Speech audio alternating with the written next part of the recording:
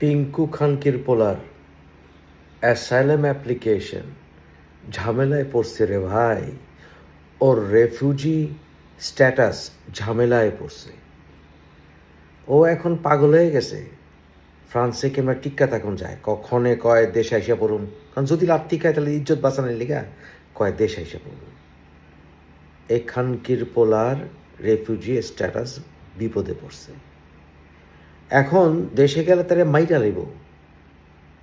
এই কথা কওয়ানোর লিগা বিএনপির সব নেতাকে বিরুদ্ধে লাগছে, বুঝছেন?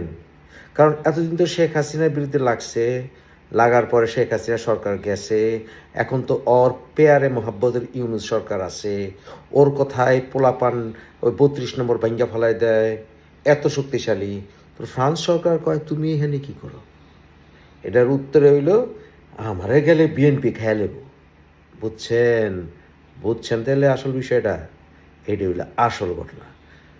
যদি আমার কথা মিথ্যা হয় তাহলে ওই খানকির পোলারে কন সিম্পলি অনলাইনে কইতে যে ওর পার্মানেন্ট রেসিডেন্স আছে ফ্রান্সে, কোনো ঝামেলায় পড়ে নাই সে ইমিগ্রেশনে কোনো তার ঝামেলা নাই।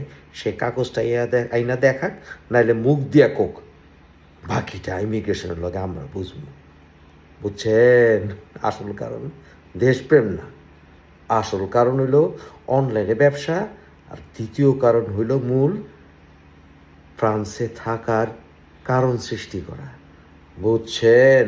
কিছুদিন পরে আবার বিএনপি যদি কোনো কারণে কোনোভাবে ক্ষমতা যায়, তখন আবার এনসিপির পক্ষ লইব। বুঝছেন? বুঝেন নাই? বুঝবেন।